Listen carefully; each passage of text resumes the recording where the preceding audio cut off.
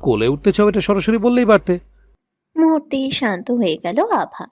লজ্জায় কুকড়ে গেল খানিক। ইতস্তত কণ্ঠে বলল, মোটেও আমি আপনাকে বলিনি আমায় কোলে নিন। ঘুরিয়ে বাঁকিয়ে বুঝিয়েছ তো, তাহলে ছেড়ে দেই। দিন। অনাকাঙ্ক্ষিত বশত কি বলে ফেলেছে সেটা যখন আভা অনুভব করলো, ততক্ষণে ওয়ালিদ সত্যি ওকে ছেড়ে দিয়েছে। আচমকা আতঙ্কে উঠল আভা। আর্তনাদ করে উঠে পানিতে তলিয়ে যেতেই পুনরায় ওয়ালিদ আবারও কোলে তুলে নিল। আভা জোরে জোরে বার কয়েকবার শ্বাস নিল। ওয়ালিদ বলল, আমি থাকতে এত ভয় পাচ্ছ কেন? আমি বেঁচে থাকতে তোমার কিছু হতে দেব? ওয়ালিদের চোখে চেয়ে কিছুক্ষণ মৌন রইল আভা। তারপর চোখ নামিয়ে বলল, এই সরি, আমি কিন্তু কালকে কথাগুলো সেভাবে বলতে চাইনি। আর বলবো না, সরি। ওয়ালিদ ভ্রুকুচকে তাকালো, বলল, আরেকবার বলো। সরি। মুরগির বাচ্চার মতো চি চি করছো কেন? ঠিক করে বলো। বিরক্ত চোখে চাইল আভা, বলল, আর বলবো না। ওয়ালিদ হাসল। আমার ভেতরে হঠাৎ এক অদ্ভুত ভালো লাগার ঢেউ আছড়ে পড়ল। এই হাসিটাই বোধ হয় এতক্ষণ কোথাও কম ছিল। এখন যেন পুরোপুরি ওয়ালিদ হয়ে উঠেছে সে। আভা তাকিয়ে আছে দেখে ওয়ালিদও দৃষ্টি মিলিয়ে নিজের চেনা ভঙ্গিতে ভ্রু নাচালো। মুহূর্তেই চোখ সরিয়ে নিল আভা। সেই ক্ষণিকের দৃষ্টি বিনিময়ে কত না বলা কথা জমে রইল। ওয়ালিদ মৃদু হেসে পানিতে সিক্ত সহধর্মিণীকে পরখ করল। লাজে রাঙা হয়ে আছে মুখখানা। জল সিক্ত গোলাপের পাপড়ির নেই মসৃণ ওষ্ঠযুগল কাঁপছে অজান্তেই। ওয়ালিদের মনের গভীরে অদম্য কিছু ইচ্ছে বারবার মাথাচাড়া দিচ্ছে, তাকে উস্কে দিচ্ছে, সীমা ভাঙতে প্রলুব্ধ করছে। ওয়ালিদ প্রশ্রয় দিল তাদের। আজ আর আটকাল না নিজেকে। ওষ্ঠের ওষ্ঠ স্পর্শে ওষ্ঠের মিলন ঘটতেই বিস্ময়ে আবার চোখ দুটো বড় বড় হয়ে উঠল। মুহূর্তেই খিচে চোখ বন্ধ করে ফেলল আখিদয়। ছটফট করে উঠতেই ওয়ালিদ তাকে শক্ত করে বক্ষের সঙ্গে টেনে নিল। একটুখানি বিরতি নিয়ে নিচু স্বরে বলল, দূরে থাকতে বলেছিলাম, তুমি নিজেই কোলে এসে উঠেছ। এটা তার শাস্তি। আমাকে পড়াতে খুব ভালো লাগে, তাই না? এবার সামান্য তুমিও পড়ো। আবাকে আর কিছু বলার সুযোগ না দিয়ে আবারও নিজের অনুভবের ভাষায় ডুবে গেল ওয়ালিদ। সন্ধ্যা নামছে। দিনের আলো ম্লান হয়ে আসছে। আকাশে জমছে ছায়া। শীতের সন্ধ্যা মানেই একরাশ নিস্তব্ধতা। আলো ফুরোতেই কুয়াশা গিলে নেয় চারপাশ। উত্তর থেকে ধেয়ে আসে হিমশীতল বায়ু। আভা কয়েকটা বই হাতে বসেছে বারান্দায়। বেশ কিছুক্ষণ ঘরের ভিতরে শুয়ে থেকে অস্থিরতা গেল না ওয়ালিদের। উঠে এসে আবার মুখোমুখি বসলো বারান্দায়। বিরক্ত চোখে চেয়ে বলল, ঠান্ডার মধ্যে এখানে বসে থাকার মানে হয়? ঘরেও তো পড়া যায়, তাই না? আভা বই থেকে মুখ না তুলে বলল। আমার এখানে ভালো লাগছে। ওয়ালিদ আর কিছু বলল না, পুনরায় ঘরে ঢুকে একটা চাদর এনে আভার গায়ে জড়িয়ে দিল। নিজের জায়গায় বসলো আবারও। এবার হাতে আভার ফোন। আভা একবার দেখে পুনরায় পড়ায় মনোযোগ দিল। ওয়ালিদ খেয়াল করলো রাস্তায় প্রতিদিনের তুলনায় মানুষের আনাগোনা আজ বেশি। সবাই দল বেঁধে হাসি ঠাট্টা করতে করতে কোথায় জানি যাচ্ছে। বলল, এরা সবাই এইভাবে কোথায় যাচ্ছে জানো? আপনি আমি এক জায়গায় তো বসে আছি। তাহলে ওরা কোথায় যাচ্ছে আমাকে কখন বলে গেল? ওয়ালিদ ক্ষুব্ধ কণ্ঠে বলল।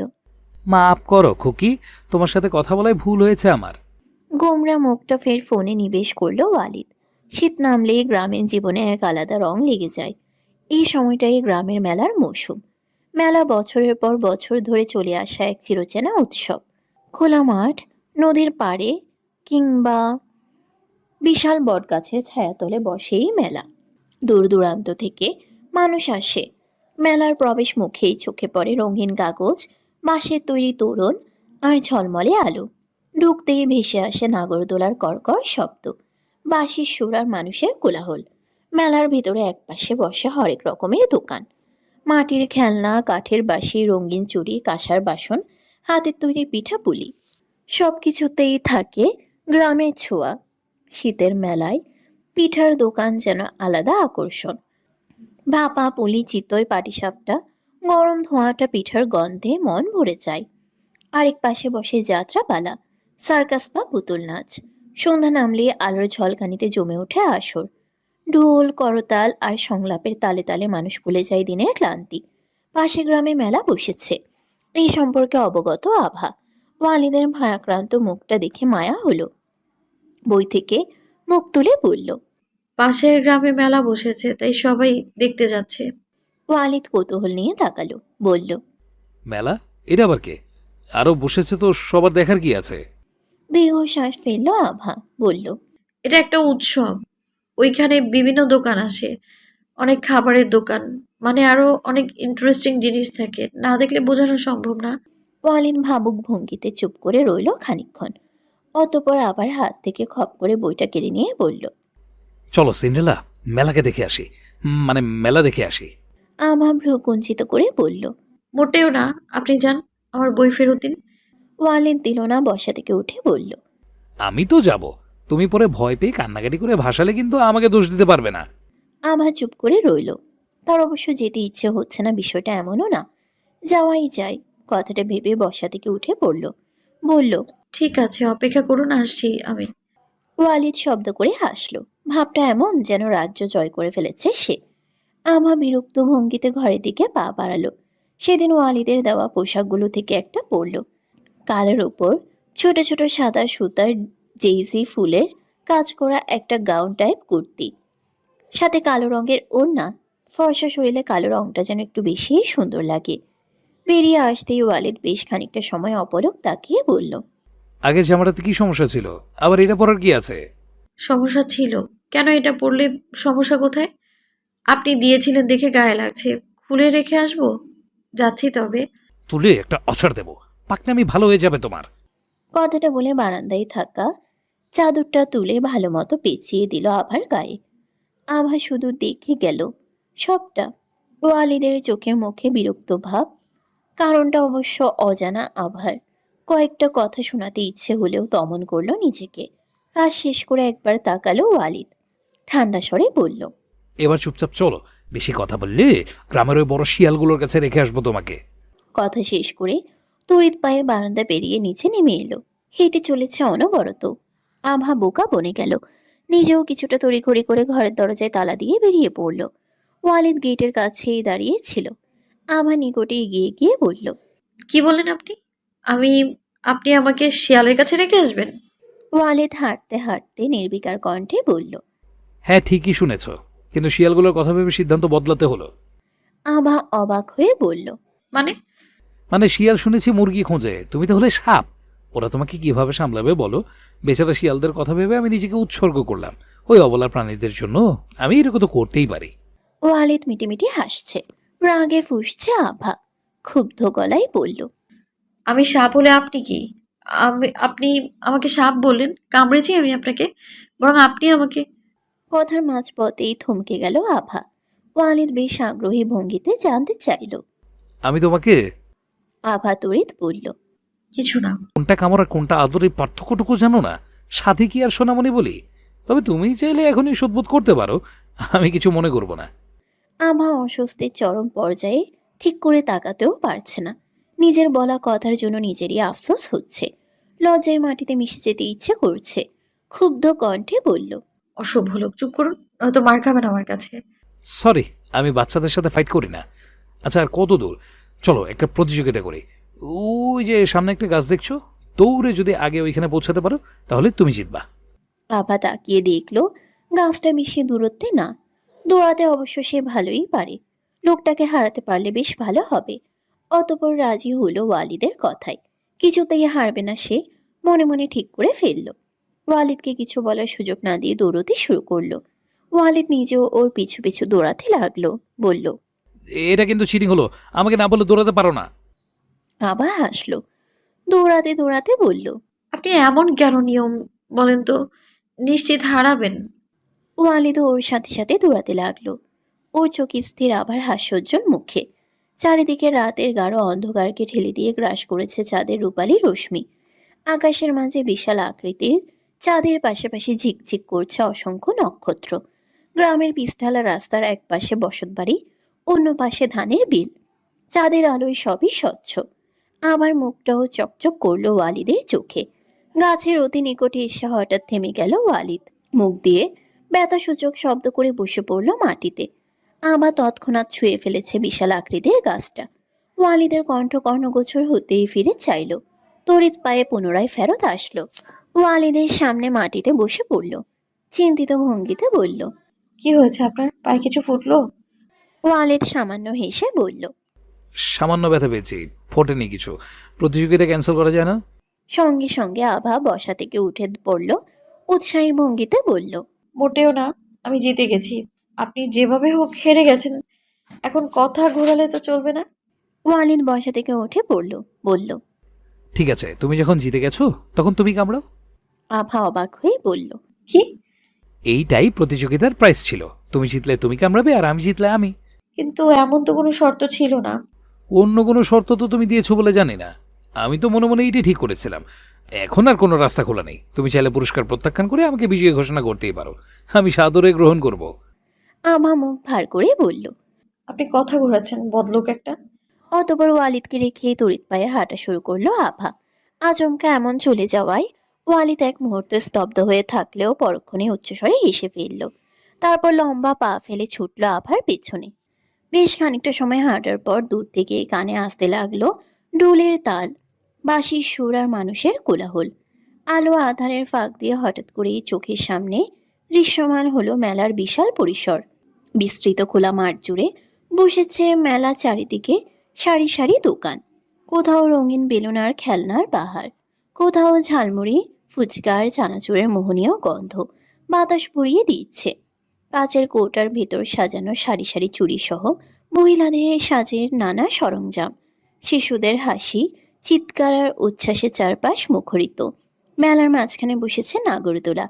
আকাশ ছুতে চাওয়া সেই চক্র ঘুরে ঘুরে উঠছে আর নামছে।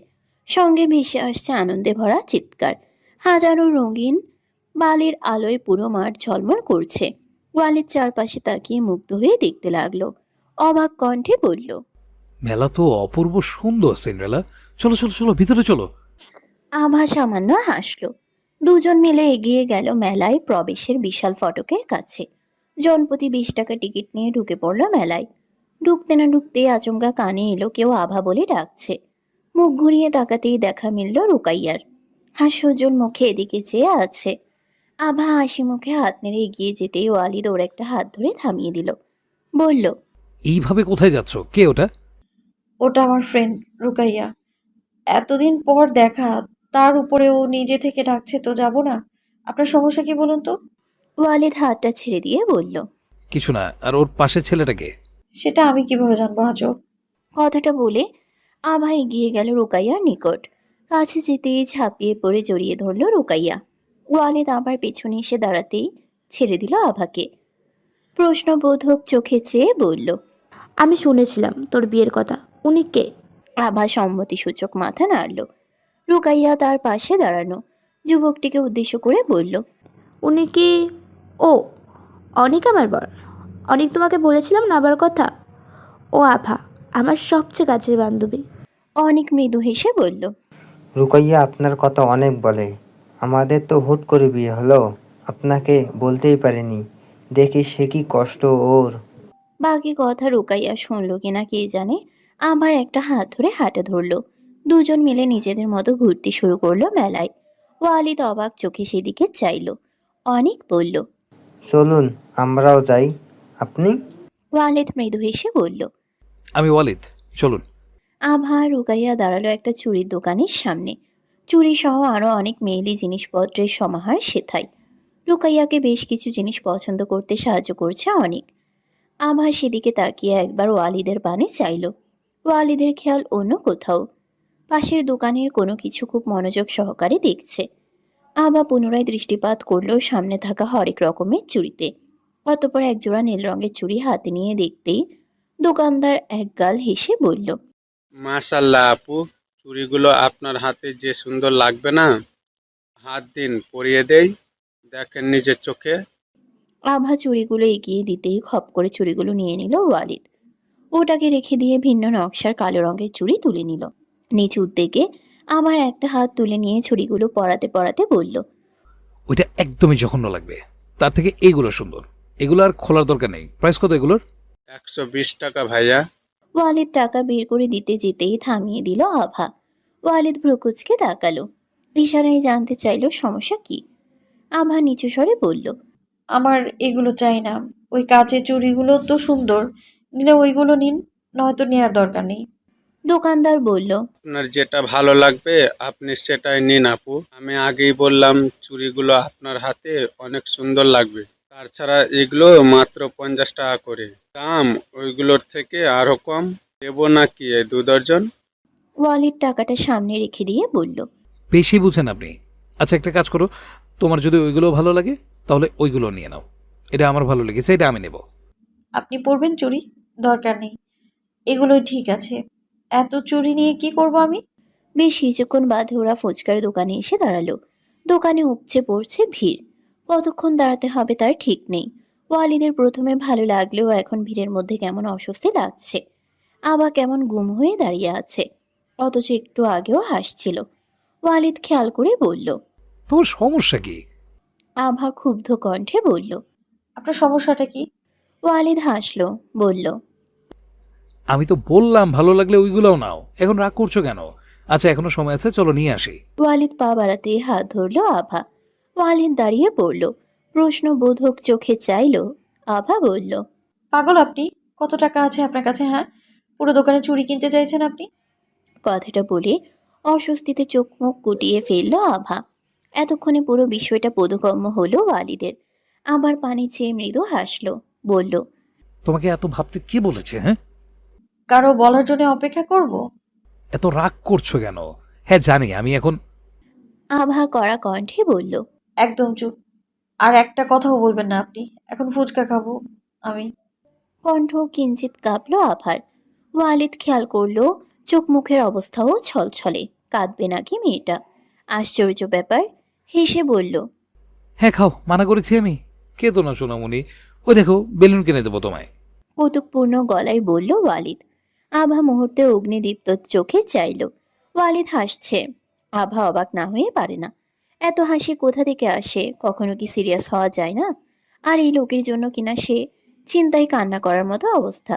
নিজের উপরেই রাগ হলো আভার। রাগে শরীর জ্বলছে। সোনামণি ডাকটা অসহ্য লাগে, তার উপরে এসব কথা। অতঃপর মুখ ঘুরিয়ে চলে গেল ফুচকার দোকানের নিকট। নিজের মতো ফুচকা নিয়ে খাওয়া শুরু করলো। ওয়ালিদকে সাধলও না। রুকাইয়া খেয়াল করে নিজেই ওয়ালিদের হাতে একটা প্লেট তুলে দিল। ওয়ালিদের খেতে ইচ্ছে করলো না, তবে মনোযোগ দিয়ে আভার খাওয়া দেখল। কয়েক মিনিটের ব্যবধানে পুরো প্লেট ফাঁকা করে ফেলল আভা। খাওয়া শেষ হতেই ঝালের চোটে বড় বড় শ্বাস নিতে লাগলো। চোখ মুখ লাল হয়ে এসেছে। সামনে একটা পানির বোতল পেতেই ঢক ঢক করে অর্ধেক শেষ করে ফেলল। এতক্ষণে ওয়ালিদকে দেখলো চোখ মুখ কুঁচকে তাকিয়ে আছে। চোখে চোখ পড়তেই চোখ সরিয়ে পানির বোতলটা পুনরায় ফেরত দিল ওয়ালিদের হাতে। ওয়ালিদ তার অন্য হাতে ধরা ফুচকার প্লেট আভার হাতে ধরিয়ে দিল, বলল। খাও। অবাক চোখে চাইল আভা, বলল, এটা তো আপনার, আপনি খান। শেষ করেননি কেন এখনো? বাড়িতে যাওয়ার ইচ্ছে নেই নাকি? আমার খেতে ইচ্ছে করছে না, তুমি খেয়ে শেষ করে দাও, তাহলেই বাড়ি যেতে পারবো। আমার মুখ কি দেখছো? খাও। শেষের কথাটা ধমকের স্বরে বলল ওয়ালিদ। আভা কিছু বলতে গিয়েও বলল না। প্রথম ফুচকাটা নিজের মুখে পুরে অন্য একটা ওয়ালিদের মুখের সামনে তুলে দিতেই বিনা বাক্যে খেয়ে নিল ওয়ালিদ। মুহূর্তেই চোখ মুখ এমনভাবে কুচকালো যে হেসে ফেলল আভা। ওয়ালিদ তাড়াহুড়ো করে পানি খেয়ে বলল, কি ছিল এটা? তুমি হাসি মুখে খাচ্ছ কিভাবে?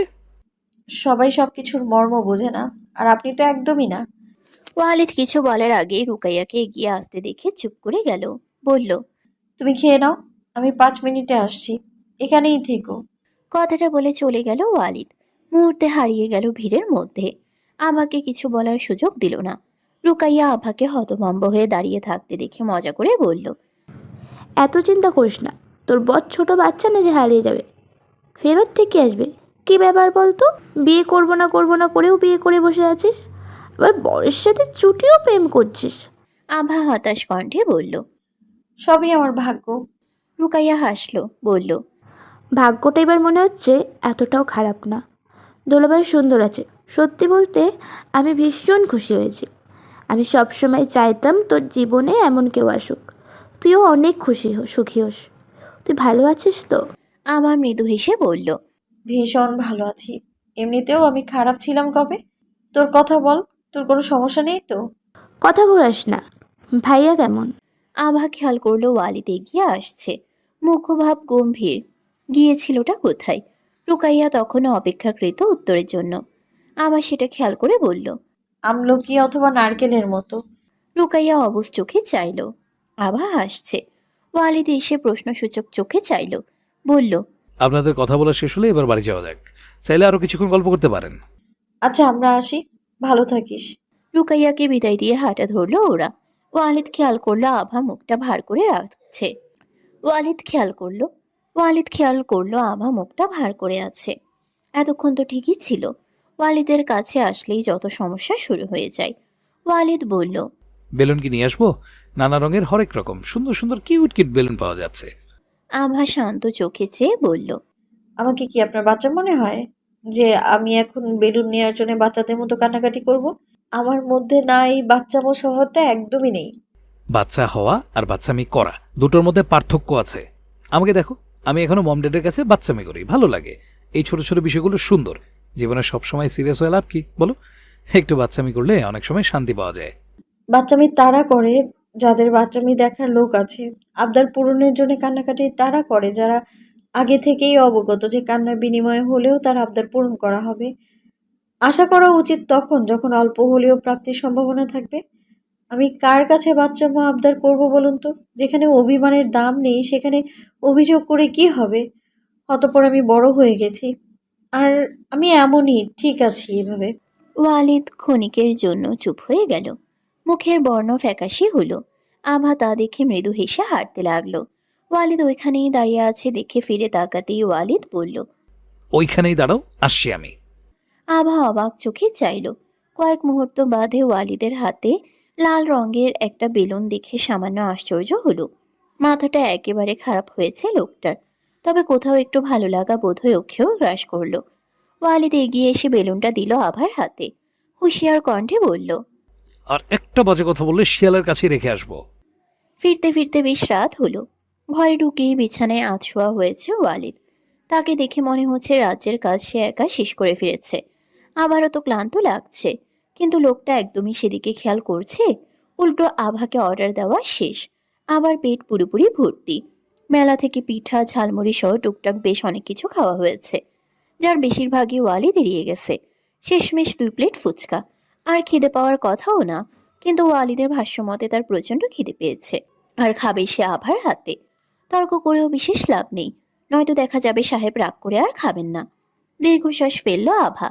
অগত্যা গিয়ে খাবার নিয়ে আসলো। ওয়ালিদ খাওয়ার পাশাপাশি গেম খেলছে, তাও আবার ফোনে। ইদানিং এই ফোনটা তার সম্পত্তি হয়ে গেছে। আভার থেকে তার কাছেই বেশি থাকে। খাওয়া শেষ হতেই আভা গিয়ে প্লেট রেখে আসলো। এসে বিছানায় বসতেই ওয়ালিদ লাফ দিয়ে উঠে বসলো। চমকালো আভা। ওয়ালিদ বলল, লাইট অফ করো না। আপনার না আলোতে সমস্যা হয়?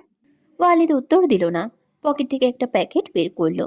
আভা ভ্রুকুঞ্চিত করে চাইলো। প্যাকেট খুলতেই দৃশ্যমান হলো একজোড়া স্টোন সেটিং পায়েল। ছোট ছোট ধাতবের উপরে বেগুনি পাথরের ফুল, মাঝখানে একটা করে ছড়ানো কালো রঙের পাপড়ি। চকচকে পাথরগুলো দেখতে সুন্দর। ওয়ালিদ কিছুটা এগিয়ে এসে আভার নিকটে মুখোমুখি বসলো। খানিক গম্ভীর কণ্ঠে বলল। পা বাড়াও তোমার।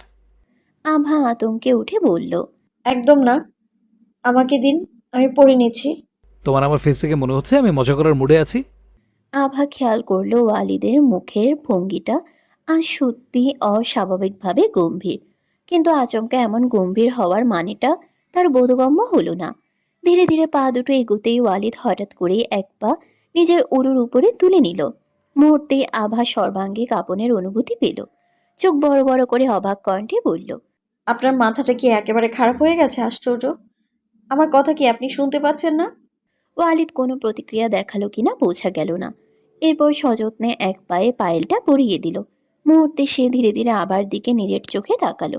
আচমকাই হালকা ঝুঁকে গিয়ে পায়েলের উপর ঠোঁট ছোঁয়াতেই চট করে আখিদয় বুঝে এলো আভার। হৃৎপিণ্ডটা ধকধক করতে শুরু করলো প্রবল বেগে। সর্বাঙ্গে শীতল স্রোত বয়ে গেল। বাকশক্তি লোপ পেল বোধ হয়। তখনই কর্ণগোচর হলো একটা নেশাক্ত কণ্ঠস্বর। তোমাকে ওইরকম কাঁচের জুতো পরাতে না পারি, একদিন সোনার নুপুর ঠিকই পরাবো সিন্ড্রেলা। আভা প্রচণ্ড শঙ্কিত। চট করে পা দুটো সরিয়ে নিল। চড়াও গলায় বলল, মাথা খারাপ নাকি আপনার? ছি, বোধ বুদ্ধি সব লোপ পেয়েছে আপনার। আমি কি বলেছি আপনাকে? আমার সোনার নূপুর লাগবে বলেছি আমি? কথাটা শেষ করে পাশে থাকা কম্বল গায়ে টেনে শুয়ে পড়ল আভা। অন্যদিকে ঘুরে শুয়েছে।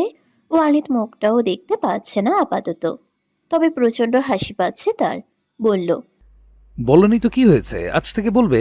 বলবে, চাইবে, বরং আবদার করবে, অথবা আদেশ করবে যে আমার এইটা চাই ওইটা চাই। ঠিক আছে? মেয়ে মানুষ সামান্য আলাদা না হলে ভালো লাগে না, ভালোবাসতে ইচ্ছে করে না। আমি কি বলেছি আমাকে ভালোবাসুন? আপনি তো সেদিন বারবার বলছিলেন আমাকে ভালোবাসেন। আবার সামনাসামনি এমন নাটক করেন যেন আপনি বাধ্য হয়ে আমার সাথে আছেন। ওয়ালিদ বিস্মিত কণ্ঠে বলল, আমি বলেছিলাম, আর এটা জানার পরে তুমি আমাকে বাড়ি থেকে বের করে দাওনি। সত্যি করে বলো তো, কয়টা চর মেরেছিলে? একটাও মারিনি, মারলে আপনি টের পেতেন না। আমি বিশ্বাস করতে পারছি না। তুমি আমার দিকে তাকিয়ে কথাটা বলো। তুমি সামান্য বিষয় নিয়ে আমাকে যতগুলো চর দিয়েছিলে, তার কাছে এটা তো বিরাট ব্যাপার। ঠিক করে মনে করে বলো, কয়টা মেরেছিলে? এইভাবে তুমি আমাকে অসহায় পেয়ে মারতে পারলে? ছি ছি ছি ছি ছি। আভা বিরক্ত কণ্ঠে বলল, আমি বললাম তো আমি আপনাকে মারিনি। যদি মারা হতো ওই দিন পুকুরে যখন আপনি তখন মারতে পারতাম, তাই না? সবসময় আমাকে দোষ দেওয়া খুব জরুরি, তাই না? ওয়ালিদ ভ্রুকুচকে তাকালো আভার পানে। আভা অন্যদিকে ফিরে কাত হয়ে শুয়ে আছে, মুখটা কম্বল ধারা ঢাকার চেষ্টা করছে। ওয়ালিদ বুঝল না মুখ ঢাকার কি আছে। কম্বলের এক প্রান্ত ধরে বলল, তো মুখ ঢেকে কথা বলছো কেন? আমাকে দেখতে কি বিশ্রী লাগছে? দেখি, সরাও তো এটা। ওয়ালিদ কম্বল ধরে টান দিতেই আভাও শক্ত করে ধরে রাখলো। আতঙ্কে উঠে বলল, না, একদমই না। ওয়ালিদ জোর করে কম্বলটা সরানোর চেষ্টা করতে লাগলো। আভাও ছাড়ছে না। দুইজন মিলে টানাটানি করতে করতে এক পর্যায়ে কম্বলটা সরাতে সক্ষম হলো ওয়ালিদ। আভা সঙ্গে সঙ্গে কাত হয়ে মুখটা ঢাকার চেষ্টা করলো। ওয়ালিদ মুখের ওপর ঝুঁকে দেখলো আভার মুখে হাসি। ওয়ালিদ আভার কানের নিকট নিচু স্বরে বলল, তুমি তো বেশ মজা পাচ্ছ মনে হচ্ছে, ব্লাশ করছো রীতিমতো, আর আমি ভাবছি কি না কি। কথাটা বলেই ওয়ালিদ হঠাৎ আভাকে নিজের দিকে টেনে নিল। আভা সহসাই প্রতিরোধ করতে পারল না। মুহূর্তের মধ্যেই সে ওয়ালিদের বুকের নিচে এসে পড়ল। অবাক চোখে চাইল ওয়ালিদের পানে। ওয়ালিদ তার উপর ঝুঁকে এসে বলল, মানে তুমি সব জেনে ফেলেছো, আর জানা সত্ত্বেও আমার সাথে নাটক করে চলেছো? Very bad. আভা মুখ গম্ভীর করে বলল, বেশ করেছি। আপনিও তো নিজের ইচ্ছেতে বলেননি। বললে নিশ্চিত মারটা খেতাম, তাই না? হয়তো, আবার হয়তো না। ওয়ালিদ ভ্রুকুচকে বলল, কত নিষ্ঠুর তুমি! মনে একটু দয়া মায়া নেই? আমি তোমাকে গিফট দিলাম, এবার আমারও রিটার্ন গিফট চাই। কোথায় দাও? আভা মৃদু হেসে বলল। আমার কাছে আপনাকে দেওয়ার মতো কিছু নেই। আমি বাক্যের বাকিটুকু কথা অব্যক্ত রইল। ওষ্ঠের সান্নিধ্যে ওষ্ঠ কেঁপে উঠে আভার নাজুক শরীরখানা। অসাড় হয়ে আসে, নিঃশ্বাস আটকে যায়। স্থির থাকা আভা জ্ঞানশূন্য সম্পূর্ণ, শক্তিহীন হয়ে পড়ে। অধরের উষ্ণ স্পর্শের সাথে দু হাতে নিবিড়ভাবে আলিঙ্গন করতেও সময় নেয়নি ওয়ালিদ। আভার গায়ে থাকা ওড়নাখানা ছুঁড়ে ফেলল অদূরে। অস্থির উন্মাদনা থেকে নিস্তার দিল মিনিট কয়েক পর। কর্ণের লতিতে ঠোঁট ছুঁয়ে ক্ষীণ স্বরে বলল, I love you so much, more than you can imagine. শীতের সকাল। বিছানার উপর কম্বল গায়ে দিয়ে বসে চা খাচ্ছে আভা। মুখভাব অত্যন্ত গম্ভীর। ঘড়িতে সময় প্রায় 8টা। গোসল সেরেছে আরো 2 ঘন্টা আগে। এত বেলা হওয়ার পরেও ঠান্ডা যেন কিছুতেই কমছে না। পরপর হাঁচি দিয়ে যাচ্ছে সমান তালে। নাজেহাল অবস্থা। ওয়ালি ড্রেসিং টেবিলের সামনে দাঁড়িয়ে চুলে ব্রাশ করছে। মাঝে মাঝে ঘাড় ঘুরিয়ে পরখ করছে আভার কাণ্ড কারখানা। মিটিমিটি হাসছে। আভা তাকাতেই হাসি লুকোনোর চেষ্টা করে মুখাবয়ব পরিবর্তন করলো, তবে লাভ বিশেষ হলো না। আভা অগ্নিদীপ্ত চোখে চেয়ে বলল, খবরদার অসভ্যের মতো হাসবেন না একদম। ওয়ালিদ মাথা নেড়ে বলল, আচ্ছা, আসবো না। হাসও কি দোষ নাকি? আমার দাঁত তো তোমার দাঁতের মতো অসুন্দর না যে সবসময় মুখ বন্ধ করে রাখবো। সেটাই তো। কোথায় যাচ্ছেন আপনি? তোমাকে বলেছিলাম না আমার চাকরির ইন্টারভিউ আছে, সেখানে যেতে হবে। ফিরবেন কখন? ওয়ালিদ চিরুনিটা রেখে দিয়ে ঘুরে তাকিয়ে বলল, কেন বলো তো? দিনের বেলাও কি ভয় করবে তোমার? একটা কাজ করো, চা শেষ করে লম্বা একটা ঘুম দাও, দেখবা তার মধ্যে আমি এসে গেছি। আভা কিছু বলল না। ওয়ালিদ এগিয়ে এসে ওর কপালে চুম্বন করে মৃদু হাসল। অবাক চোখে চাইল আভা। বিনা বাক্যে প্রস্থান করলো ওয়ালিদ। ও চলে যেতেই চমৎকার হাসল। বার কয়েক আওড়ালো পাগল। অতঃপর ওয়ালিদের কথা মতো কাপটা রেখে দিয়ে ঘুমানোর চেষ্টা করেও লাভ হলো না। কিছুতেই ঘুম ধরা দিল না চোখে। উল্টো ক্রমশ আভার আতঙ্ক বাড়তে লাগলো। সেদিন রাতের মতো প্রচণ্ড ভয়ে কুকড়ে যেতে লাগলো। বার কয়েক নিজেকে শাসালো। এই দিনের বেলাতে ভয় পাওয়ার কি আছে? সে কবে থেকে এমন ভীত হয়ে গেল। পর মুহূর্তে আবার মনে হলো ওকে কেউ দেখছে। বাড়ির পেছন দিয়ে কেউ হাঁটছে। কেমন যেন কারো হাঁটার আওয়াজ তার কানে আসছে। হয়তোবা সে এক্ষুনি ঘরের ভিতরে চলে আসবে। আভা আর ভাবতে পারল না। বিছানা থেকে নেমে ছুটে বেরিয়ে গেল ঘর থেকে। বেশ কিছুটা সময় আয়না বেগমের সাথে তার বাড়িতে কাটিয়ে যখন পুনরায় নিজ গৃহে ফিরল আভা, তখন তার আর ভয় লাগলো না। সবকিছু একদমই স্বাভাবিক লাগলো। উঠোন ঝাড় দেওয়া থেকে শুরু করে রান্না করা সবকিছুই খুব সাবলীলভাবে করতে লাগলো। কাজ শেষ করে বই হাতে বারান্দায় বসলো। সামনে পরীক্ষা, এই বিষয়টা এভাবে সে অবহেলা করতে পারে না। তখনই বড় বড় দুটো ব্যাগ হাতে ঘরে ফিরল ওয়ালিদ, সাথে অন্তু। তার হাতেও ব্যাগ। ওয়ালিদ সেগুলো বারান্দায় রেখে অন্তুকে বারান্দায় বসতে বলে ঘরে চলে গেল। আভাও ওর পিছু নিল। ঘরে ঢুকে অবাক কণ্ঠে বলল, এসব কি? ওয়ালিদ জামার বোতামে হাত দিয়েছে সবে। আবার উপস্থিতি টের পেয়ে ফিরে চাইল, বলল, কোন সব? এত ব্যাগ কিসের? না দেখি চলে এসেছো? বাজার করেছি, মাছ আছে, একটা মুরগিও আছে। আমার চিকেন ভালো লাগে, যাও গিয়ে রান্না করে ফেলো। আভা এগিয়ে এসে তীক্ষ্ণ দৃষ্টিতে তাকালো ওয়ালিদের পানে। সন্দিহান কণ্ঠে বলল, এত সব কেনার টাকা কোথায় পেলেন? ওয়ালিদ চোখ সরিয়ে নিল। অপ্রস্তুত বোধ করলো। শান্ত কণ্ঠে বলল, সেটা জেনে তোমার লাভ কি? অন্তু আমাকে অনেক সাহায্য করেছে বাজার করতে। এসব তো আর আমি পারি না। ওকে দুপুরে আমাদের সাথে খেতে বলেছি, ভালো করেছি না? একদম কথা ঘোরানোর চেষ্টা করবেন না। যেটা জিজ্ঞেস করেছি সেটা বলুন। আপনার কাছে টাকা ছিল না, আমি খুব ভালো করেই জানি। এত সব কেনার টাকা কোথায় পেলেন? মোবাইলটা বিক্রি করে দিয়েছি।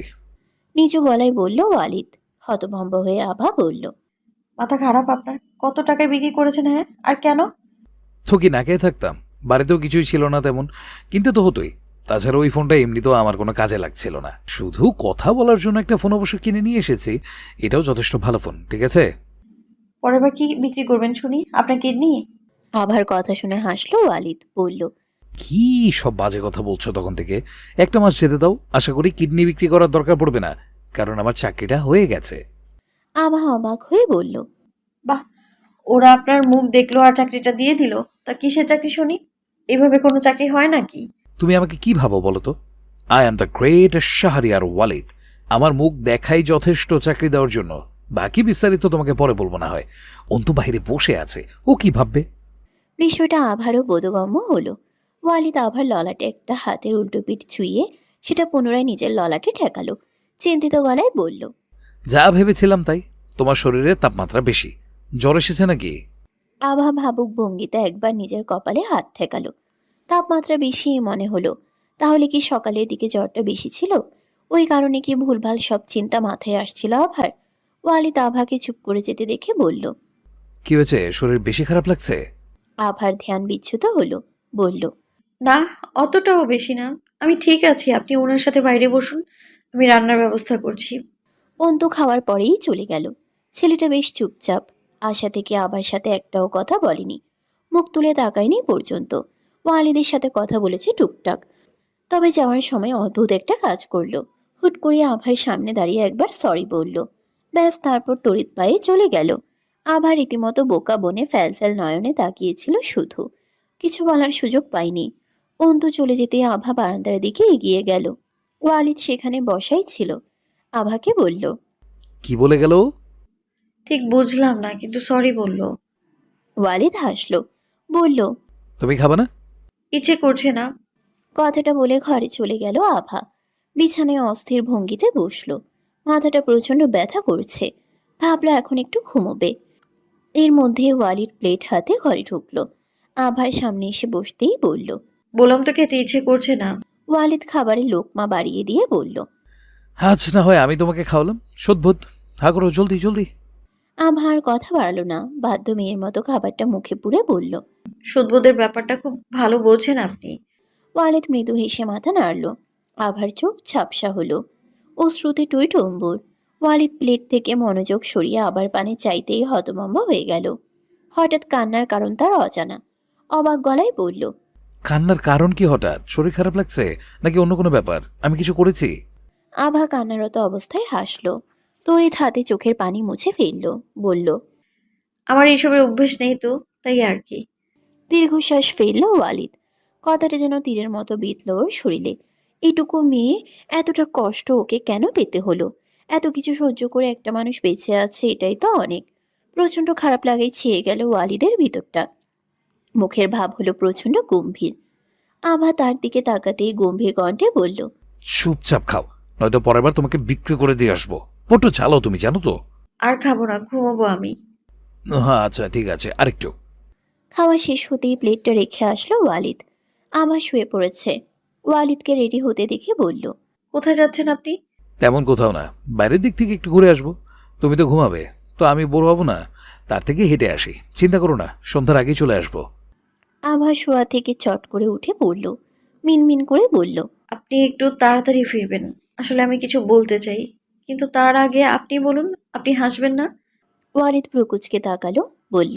কি হয়েছে, কোনো সমস্যা? আভা মাথা নেড়ে বলল, তেমন কিছু না। আসলে সকালে আমি যখন বাড়িতে ছিলাম, আমার মনে হলো কেউ আমায় দেখছে। বাড়ির পেছনের দিক থেকে কেউ একজন হাঁটছিল। আমি শব্দ শুনেছিলাম। পরে কেন জানি না ভয় করছিল আমার, তাই আয়না নানির ওইখানে চলে গিয়েছিলাম। ওয়ালিদের ললাটে ভাঁজ পড়ল। আভার পাশে বসে পড়ল। তুমি কবে থেকে এত ভীতু হলে বলো তো? তাছাড়া রাত হলে না হয় কথা ছিল, কিন্তু দিনের বেলা কে আসবে? কালকে রাতে ঠিক করে ঘুম হয়নি না, এই জন্যই ভুলভাল দেখছো। চুপচাপ শুয়ে ঘুমিয়ে পড়ো তো, আমি কোথাও যাচ্ছি না। আভা মুখটা ভার করে অন্যদিকে মুখ করে শুয়ে পড়ল। নিজের উপর সে কিছুটা বিরক্ত। কেন এই কথাগুলো আবার ওয়ালিদকে বলতে গেল? ওয়ালিদ আবার পাশে শুয়ে পেছন থেকে শক্ত করে জড়িয়ে ধরল। কেঁপে উঠল আভা। বিরক্ত চোখে ঘাড় ঘুরিয়ে চাইতেই দেখল ওয়ালিদ চোখ বন্ধ করে নিয়েছে। তার পক্ষ থেকে গম্ভীর কণ্ঠে ভেসে এলো, রাগ হচ্ছে না তোমার? কেন বলুন তো? তাহলে হচ্ছে না? হচ্ছে তো। ওয়ালিদ মৃদু হেসে বলল, তাহলে সহ্য করে ঘুমিয়ে পড়ো।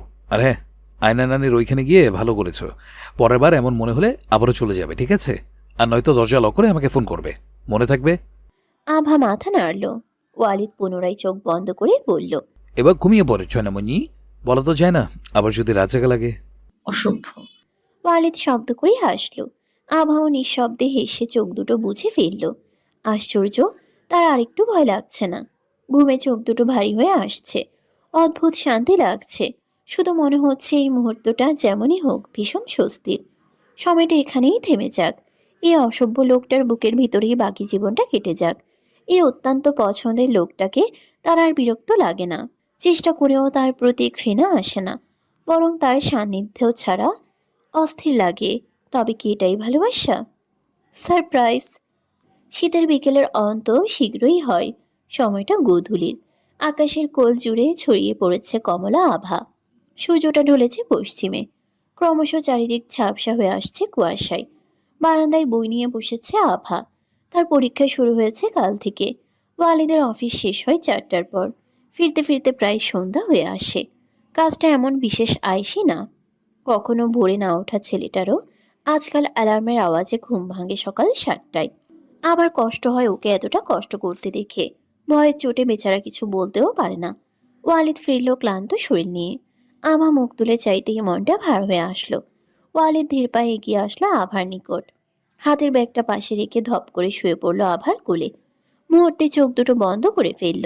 আবার চোখ মুখ কুঁচকে তাকালো। হাতের বইটা পাশে রেখে দিতেই ওয়ালিদ ওর হাত নিয়ে নিজের মাথায় রাখলো। ভারী গলায় বলল, বলেছিলাম না বাড়ি ঢুকলেই দৌড়ে গিয়ে জড়িয়ে ধরবে? কথা কানে যায়নি তোমার? মাথাটা টিপে দাও, ব্যথা করছে। আভা তাই করল। আলতো হাতে মাথাতে ম্যাসাজ করতে করতে বলল, আমি পড়ছিলাম, দেখেননি আপনি? তাছাড়া প্রতিদিন আপনার অবস্থা দেখলে মনে হয় চাকরি করতে না, যুদ্ধ করতে যান আপনি। ওয়ালিদ চোখ খুলে তাকালো। যুদ্ধই তো, এটা কোনো চাকরি হলো? এর থেকে ভালো আমি রহিম নানার মতো মাঠে ধান কাটি। আভা মৃদু হেসে বলল, ধান কাটা আপনার এত সহজ মনে হয়? একদিন গেলে বুঝবেন।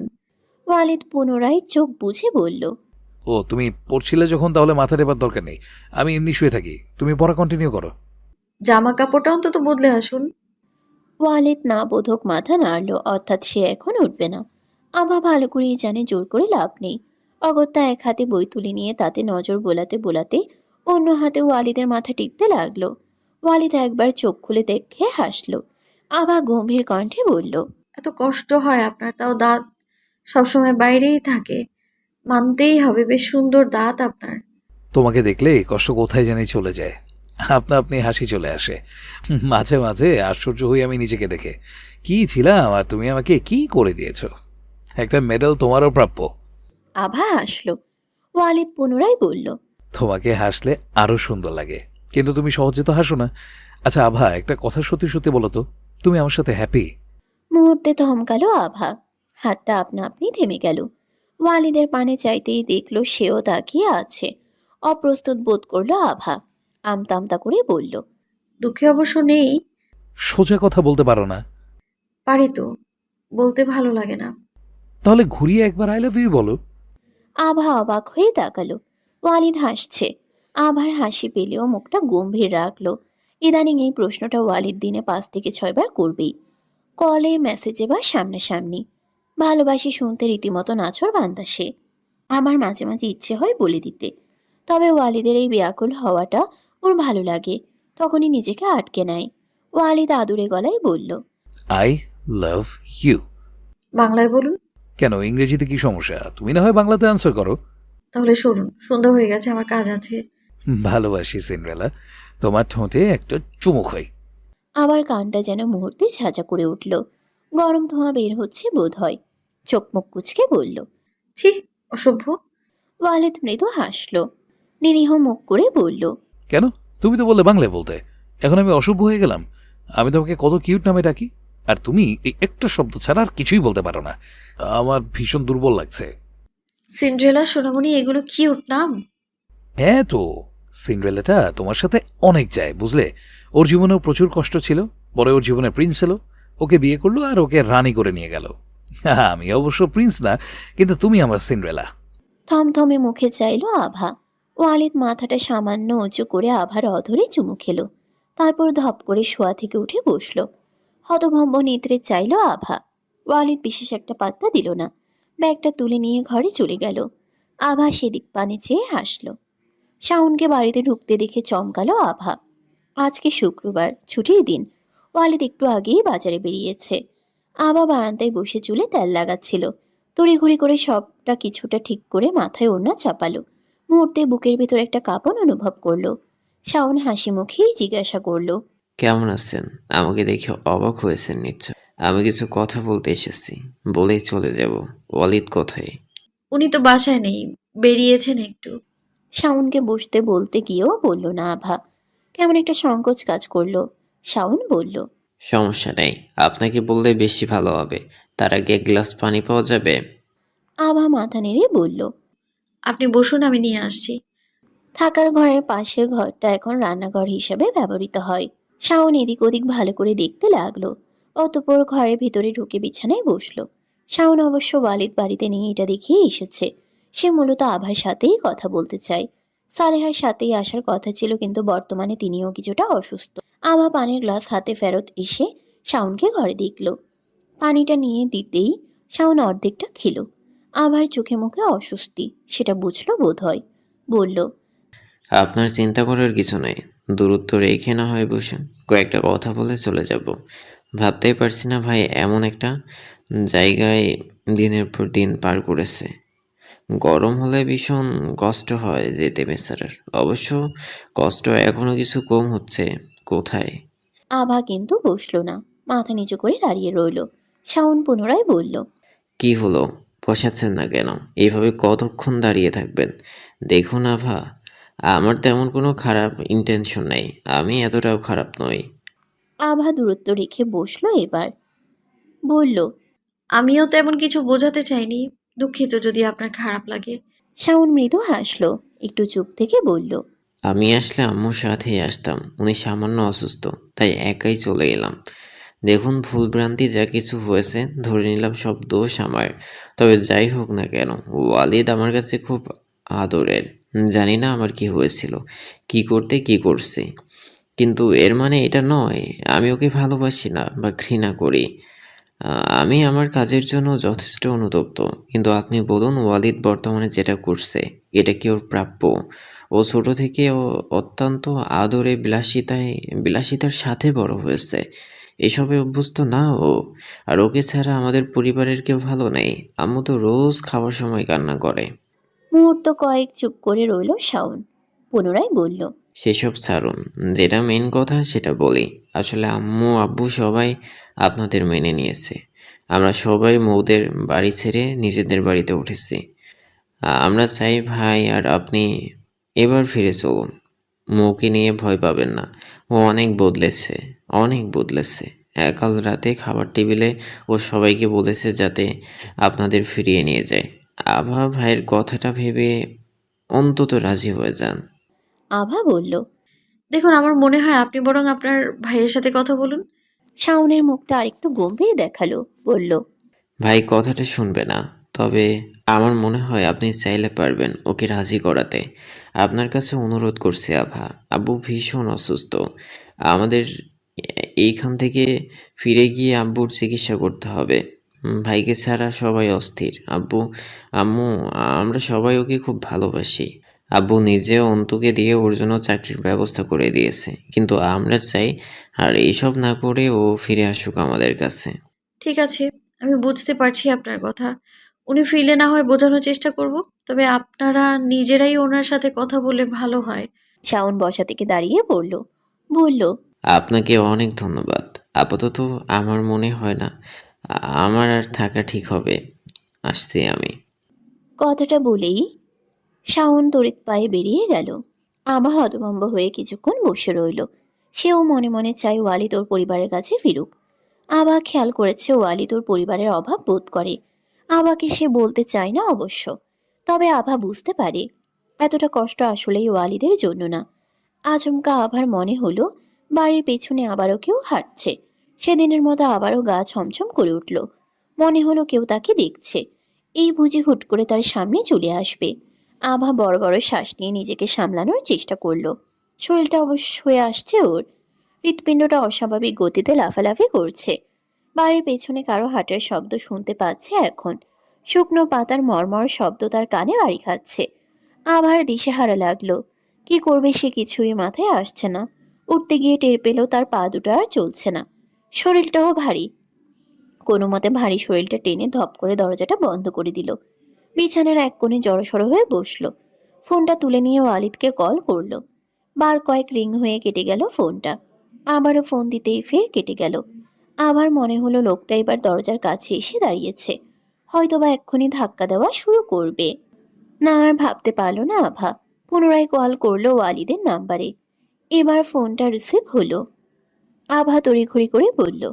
ফোন তুলছিলেন না কেন? কোথায় আপনি? হ্যাঁ, আমার কণ্ঠটা কম্পিত। ওয়ালিদ বলল। কি হয়েছে, এতবার ফোন করছো কেন? আরে বাবা, আমি চলে এসেছি, এই তো বাড়ির সামনে। এই জন্যই ফোন তুলছিলাম না। আভা স্বস্তির শ্বাস নিয়ে বলল। ঠিক আছে, দ্রুত আসুন। বলেই কলটা কেটে দিল। দরজার নিকট এগিয়ে বার কয়েক খুলতে গিয়েও থমে গেল। হাত কাঁপছে অস্বাভাবিকভাবে। লম্বা শ্বাস নিয়ে দরজাটা খুলে ফেলল আভা। বাহিরটা ফাঁকা, কেউ নেই। আভা সেখানে দাঁড়িয়ে দীর্ঘশ্বাস ফেলল। মূল ফটকে তাকিয়ে দেখল সেটা খোলাই আছে। কিন্তু কোথায় ওয়ালিদ? সে যে বলল বাড়ির সামনে। মিনিট কয়েক ওইভাবে মূর্তি বনে দাঁড়িয়ে রইল আভা। ওর পা চলছে না। এর মধ্যেই একটা ব্যাগ হাতে বাড়িতে ঢুকলো ওয়ালিদ। ওয়ালিদকে দেখিয়ে পায়ে যেন অদ্ভুত জোর পেল আভা। ছুটে গিয়ে ওর বুকের উপর ঝাঁপিয়ে পড়ল। শব্দ করে কেঁদে ফেলল। ওয়ালিদের হাত থেকে ধপ করে ব্যাগটা নিচে পড়ে গেল। হতভম্ব হয়ে গেল। দু হাতে আভাকে আগলে নিয়ে অস্থির কণ্ঠে জিজ্ঞেস করলো। কি হয়েছে সোনামণি? আভা, এই কাঁদছো কেন তুমি? কি হয়েছে? আভা কান্নারত কণ্ঠে বলল। কোথায় ছিলেন আপনি? প্রথমে ফোন ধরেননি, বললেন বাড়ির সামনে। এতক্ষণ লাগে আসতে। জানেন আমি কত ভয় পেয়ে গিয়েছিলাম। ওয়ালিদ থমকালো, অবাক হলো। আমার মুখটা দু হাতের আজলায় নিয়ে বলল। আমি চলেই এসেছিলাম, রাস্তায় আয়না রানীর সাথে দেখা, তাই কথা বলছিলাম। কাঁদছো কেন? কি হয়েছে বলো আমাকে। বলছি আমায় ঘরে নিয়ে চলুন। ওয়ালিদ মৃদু হাসলো। তবে আভার কান্নারত ভীতি সন্তুষ্ট মুখটা দেখে হাসিটা মিলিয়ে গেল মুহূর্তে। খেয়াল করলো আভার শরীরটা কাঁপছে। ওয়ালিদ চট করে কোলে তুলে নিল ওকে। আভা ওর গলা জড়িয়ে ধরলো। ওয়ালিদের বুকে মাথা গুজে দিল। ওয়ালিদের যেন আজকে অবাক হওয়ার দিন। বুঝে উঠতে পারলো না মেয়েটার হলোটা কি। ওয়ালিদ বেশি না ভেবে পা বাড়ালো ঘরের দিকে। বিছানার উপর বসে আভাকে কোলেই রাখলো। ওইভাবেই বলল। এবার বলো কি হয়েছে? এমন করছো কেন? কিছু বলছো না? টেনশন দিয়ে মারতে চাও নাকি আমাকে? ফুপিয়ে উঠে আভা বলল। পানি খাবো আমি। ওয়ালিদ আভাকে বিছানায় বসিয়ে পানি নিয়ে আসলো। নিমিষে এক গ্লাস পানি এক নিঃশ্বাসে শেষ করে ফেললো আভা। কিছুটা অস্বাভাবিক লাগছে তার। প্রথম থেকে সবকিছু ওয়ালিদকে বলল। ওয়ালিদের কপালে ভাঁজ পড়ল। মুহূর্তে চোখ দুটো রক্তবর্ণ ধারণ করলো। বসা থেকে উঠে পড়ল। আবার কপালে গাঢ় চুম্বন করতেই আবেশে চোখ দুটো বন্ধ করে ফেললো আভা। ওয়ালিদ আবার গালের একপাশে হাত রেখে বলল। এখন একা থাকতে পারবা? আমাকে একটু বের হতে হবে। আভা মাথা নেড়ে বলল। কিন্তু আবার কোথায় যাবেন আপনি? একজনের সাথে বোঝাপড়া আছে। চিন্তা করো না, আমি বেশি দেরি করব না। তোমার বাড়িতে থাকার দরকার নেই। আমার সাথে চলো, আয়না নানির ওইখানে বসবে। উনি কেবল বাসায় গেলেন। দরকার নেই, আমার এখন ঠিক লাগছে। কিন্তু আপনি কার কথা বলছেন? কিসের বোঝাপড়া? ওয়ালিদ উত্তর দিল না, তড়িৎ পায়ে বেরিয়ে গেল। ওয়ালিদ তালুকদার বাড়িতে ঢুকতে অরণ্যকে পেল। বাড়ির উঠোনে গাড়ি পরিষ্কাররত অবস্থায়। ওয়ালিদকে দেখে ভ্রুকুচকে তাকালো। কিছু বুঝে ওঠার আগে হিংস্র বাঘের মতো ঝাঁপিয়ে পড়ে অরণ্যের মুখে খুশি বসালো ওয়ালিদ। অরণ্য ছিটকে পড়ল খানিক দূরে। তার কোনো কিছু বোধগম্য হওয়ার আগেই ওয়ালিদ নিজেই ওকে সোজা করে দাঁড় করালো। রাগের তোপে চোখ দুটো রক্তিম, কপালের রগগুলো স্পষ্ট ফুটে উঠেছে। শুকনো ঢোক গিলল অরণ্য। চেঁচিয়ে উঠল ওয়ালিদ, ক্ষীণ গলায় বলল। তোর সাহস দেখে আমি অবাক হচ্ছি। তোকে বলেছিলাম না আমার থেকে দূরে থাকবি? তুই কি সোজা কথা বুঝিস না? অরণ্য ঝাঁঝালো গলায় বলল। আগে বল কি করেছিটা আমি? এভাবে যখন তখন ইচ্ছে হলে তুই আমাকে মারতে চলে আসিস। যত চেষ্টা করেছি ঝামেলা এড়ানোর, তুই তত আমার পায়ে পা দিয়ে ঝামেলা করেছিস। বলবি তো কি করেছে আমি? কি করেছিস তুই? আমার অনুপস্থিতিতে আমাদের বাড়িতে গিয়ে আভাকে ভয় দেখাসনি? তোর একটু কলিজা কাঁপেনি? তুই কি ভুলে গেছিস ওয়ালিদ এখনো বেঁচে আছে? তার বউয়ের দিকে কেউ হাত বাড়ালে সে সেই হাত কেটে ফেলার ক্ষমতা রাখে। কি বাজে কথা বলছিস? কিছু খেয়ে টেয়ে এসেছিস নাকি? আমি কেন তোর বাড়িতে তোর বউয়ের কাছে যেতে যাব? আমার কি কোনো আত্মসম্মান নেই নাকি? ও ছলনাময়ের সাথে আমি সব সম্পর্ক আগে মিটিয়ে দিয়েছি। একদম নাটক করবি না। তোর আত্মসম্মান সম্পর্কে আমি যথেষ্ট অবগত। অরণ্য অসহায় কণ্ঠে বলল। আরে বাস না হলে বাড়ির সবাইকে ডেকে জিজ্ঞেস কর, আমি সকাল থেকে কোথাও যাইনি। নয়তো ওই যে সিসিটিভি ফুটেজ আছে, যা চেক কর। ওয়ালিদ ছেড়ে দিল অরণ্যকে, বলল। প্রয়োজন পড়লে তাই করব। তুই ছাড়া এমন নিচু কাজ আর কে করবে? তুই না গেলে কে যাবে? তোর ভাই। ওয়ালিদ পুনরায় রক্ত চোখে চাইতেই অরণ্য বলল। এইভাবে তাকিয়ে লাভ নেই, যেটা সত্যি সেটাই বলেছি। শাওনকে বের হতে দেখছিলাম, কিছুক্ষণ আগেই ফিরেছে। আর রাগ না করলে তোকে কিছু সত্যি কথা বলি। সবসময় আমরা যেটা চোখে দেখি সেটাই সত্যি হয় না, এটা কিন্তু তুইও জানিস। ওয়ালিদ বিরক্ত গলায় বলল। কি বলবি পরিষ্কার করে বল। আবার আমার মধ্যে একটা সম্পর্ক ছিল, হ্যাঁ এটা সত্যি। তারপর যখন তোরা আসলি তখন ওর মাথা খারাপ হয়ে গেল আর শাওনকে কায়দা করে ফাঁসালো আর আমাকে ছেড়ে দিল। তারপর যখন তুই ওকে জোর করে বিয়ে করলি, ও ভাবলো ঠিক আছে, বড় ভাই না হোক ছোট ভাই তো হলো। এরপর এখন যখন জানতে পারছে তুই চৌধুরী বাড়ির কেউ না, তোর সাথে থাকলে ওর তেমন কোনো লাভ নেই, তাই আবারও হয়তো শাওনকে নিজের দিকে টানতে চাইছে। ওয়ালিদ পুনরায় অরণ্যের কলার চেপে ধরল। গরম চোখে চেয়ে হুমকি ছুড়ে দিলেও অরণ্য দমল না। তার কথার ধরন বজায় রেখে বলল। আমার কথা তো তোর বিশ্বাস হবে না, তবে সত্যি হলো ওই মেয়েটা অসম্ভব নাটকবাজ একটা মেয়ে। আমাকে ঘরে ডেকে যেখানে চরিত্রহীন প্রমাণ করলো, সেখানে বিয়ের পর অন্য কারোর সাথে সম্পর্ক রাখাটা স্বাভাবিক কিছু নয়। আর আমার কথা বিশ্বাস না হলে নিজের বউকে ভালো করে চেপে ধরে জিজ্ঞেস কর তোর ভাই আজকে গেছিল কি না, তাহলে মিটে যায়। ধরা পড়ার ভয়ে মিথ্যে বলে নাটক করছে ও। নয়তো দিনের বেলা আমি তোর বাড়িতে গিয়ে ওর সাথে জবরদস্তি করব, এ তো সহজ হয়েছে আমার। মান সম্মানেরও ভয় একটু হলেও আছে আমার। ওয়ালিদ ধাক্কা দিয়ে সরিয়ে দিল অরণ্যকে। অরণ্য ভারসাম্য সামলে বাঁকা হাসল, বলল। আর পরের বার অকারণে আমার গায়ে হাত তুললে তার ফল ভীষণ খারাপ হবে। ওয়ালিদ কিছু বলল না, টান পায়ে বেরিয়ে গেল। অরণ্য কিছুই বুঝল না কি থেকে কি হলো, তবে কিছুটা আগুন লাগাতে পেরে বিজয়ের হাসি ফুটল তার চোখে মুখে। ওয়ালিদ ঘরে ঢুকতেই চট করে বসা থেকে উঠে পড়ল আভা। ওয়ালিদের নিকট গিয়ে মুখোমুখি দাঁড়ালো, উদ্বিগ্ন গলায় বলে ওঠে। কোথায় গিয়েছিলেন আপনি? কিসের বোঝাপড়ার কথা বলছিলেন তখন? ওয়ালিদ চাউনি অস্বাভাবিক রকমের তীক্ষ্ণ, আবার কথার জবাব দিল না। এদিক ওদিক চোখ বুলাতে লাগলো। চোখ দুটো রক্তিম হয়ে আছে। মুখভাব দেখে বোঝাই যাচ্ছে ভয়ঙ্কর রকমের রেগে আছে। আভার কারণটা ঠিক বোধগম্য হলো না, বরং দুশ্চিন্তা হতে লাগলো। পুনরায় জিজ্ঞেস করলো, কথা বলছেন না কেন? বলুন কোথা থেকে আসছেন আপনি? আপনি কি ওই বাড়িতে গিয়েছিলেন? ওয়ালিদ গম্ভীর কণ্ঠে বলল, বাড়ি থেকে এসেছিল তুমি জানো না, তাই না? ভেবে বলছো ওই বাড়ি থেকে কেউ আসেনি? আভা মৃদু মাথা নেড়ে বলল, না। মিথ্যে বলছো। ভাই এসেছিল? চড়াও গলায় জিজ্ঞেস করলো ওয়ালিদ। ভীত হলো আভা। শাওনের কথা জানাতে পারলে শাওনের কথা জানতে পারলে যদি আরো রেগে যায় সেটা ভেবে চুপ করে রইল। বলা উচিত কিনা ভাবার আগেই ওয়ালিদ গম্ভীর গলায় ফের বলল, আমি কিছু জিজ্ঞেস করছি আভা, হ্যাঁ অথবা নাতে উত্তর দাও। কেঁপে উঠল আভা, কম্পিত কণ্ঠে বলল। হ্যাঁ এসেছিলেন, কিন্তু বাকি বাক্য অব্যক্ত রইল আভার। চোয়ালে শক্ত হাতের চর পড়তেই মাথাটা যেন ঘুরিয়ে উঠল।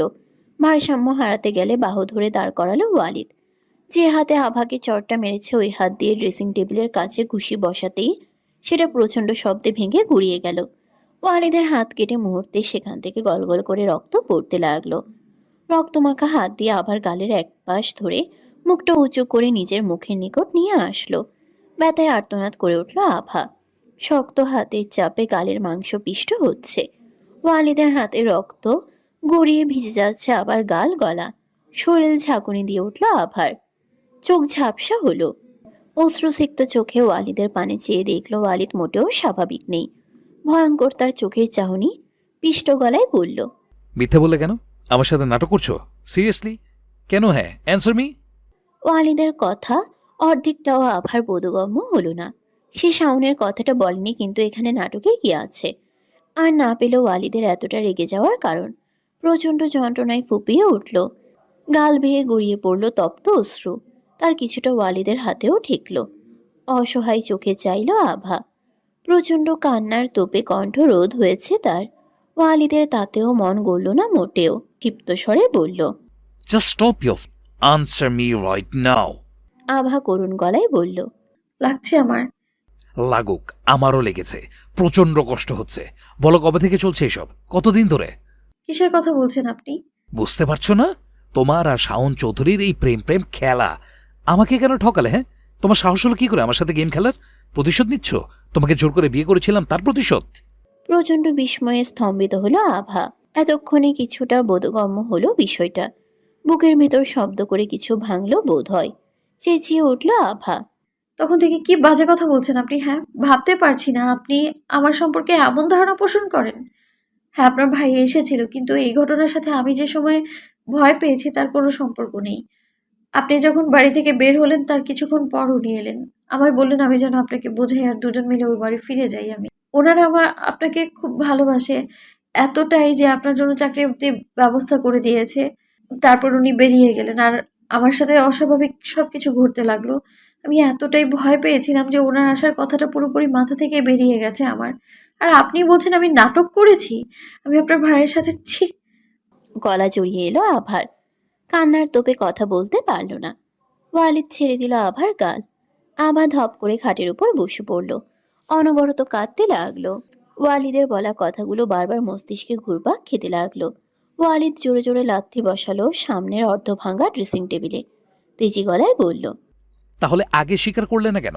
চাকরির ব্যবস্থা করেছে, ভালোবাসা দেখাতে এসেছিল, সবাই আমাকে পেয়েছেটা কি? হ্যাঁ, ড্রেসিং টেবিলের উপরে ছোট বড় কয়েকটা জিনিস শব্দ করে মেঝেতে ছুঁড়ে মারতে কেঁপে উঠল আভা। ওয়ালিদের হাতে তোলা বস্তুটার দিকে চোখ পড়তেই আতঙ্কিত কণ্ঠে বলল, ওটা ভাঙবেন না প্লিজ। আভার কথা শোনার আগেই জিনিসটা শব্দ করে অদূরে গিয়ে ছিটকে পড়ল। কাঠ আর কাছের তৈরি ছবির ফ্রেমটা শব্দ করে ভাঙল। কাজগুলো ছড়িয়ে গেল এদিক ওদিক। আভা ফুপিয়ে উঠে, ওটা আমার আব্বু আম্মুর একমাত্র ছবি ছিল। ওয়ালিদ কিছুটা নিস্তেজ হয়ে এলো এ পর্যায়ে। আভা ছুটে গেল ছবিটার কাছে। মাটিতে বসে গাছের মধ্যে হাত দিতে যেতে হাতটা ধরে ফেলল ওয়ালিদ। ধমকের স্বরে বলল, এবার কি শখ করে হাত কাটতে চাও? আভা ফসে উঠল স্ফুলিঙ্গের ন্যায়। অগ্নিদীপ্ত চোখে ওয়ালিদের পানে চেয়ে হাতটা ছিনিয়ে নিল। কঠিন গলায় বলল, খবরদার ছবেন না আপনি আমায়। একটু আগে ঠিক কি কি বললেন সেটা আপনি ভুলে গেলেও আমার সবটাই মনে আছে। আপনার প্রতি আমার যে অগাধ ভরসা ছিল সেটা মুহূর্তে ধুলোয় মিশিয়ে দিয়েছেন। আপনাকে আমি চিনতে পারছি না সত্যি। আপনি সেই মানুষটাই যে কিনা একটা অন্য পুরুষের সাথে আমাকে একঘরে দেখা সত্ত্বেও আমার কথা বিশ্বাস করেছিল, নিজের চোখের দেখায় নয়। পুরো বাড়ির লোকের বিপক্ষে গিয়ে আমার হাত ধরে বাড়ি ছেড়েছিলেন আপনি, আর আজকে সামান্য একটা বিষয়ের প্রেক্ষিতে আপনি আমার চরিত্রে আঙুল তুললেন। এত তুচ্ছ একটা বিষয় নিয়ে আমাকে অবিশ্বাসের দাবানলে ছুঁড়ে ফেললেন আপনি। আমাকে বলার সুযোগ অবধি দিলেন না আপনি। তো তোমার কি মনে হয় এখন আমি তোমার পায়ে ধরে মাপ চাইব? মাথা খারাপ হয়ে গেছে আপনার? ঠিক বলেছ, মাথা খারাপ হয়ে গেছে আমার। যখন আমি জানলাম আমার বইয়ের প্রথম ভালোবাসা আমার অবর্তমানে এখনও তার সাথে দেখা করতে আসে, তখনও মাথা ঠিক রাখা উচিত ছিল আমার। যখন আমি জিজ্ঞেস করলাম বাড়িতে কেউ এসেছিল কিনা, তুমি বললে না, তুমি জানো না কে এসেছিল, আবার পর মুহূর্তে নিজের মুখে বললে কেউ এসেছিল।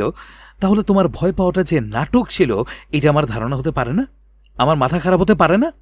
হ্যাঁ, আমি তোমাকে বিশ্বাস করেছি, সবার বিপক্ষে গিয়ে তোমার হাত ধরেছি, চোখের দেখায় বিশ্বাস না করে তোমার কথায় অন্ধের মতো বিশ্বাস করেছি, শুধু আমিই করে গেছি। কিন্তু তুমি তুমি আমার জন্য কি করেছো?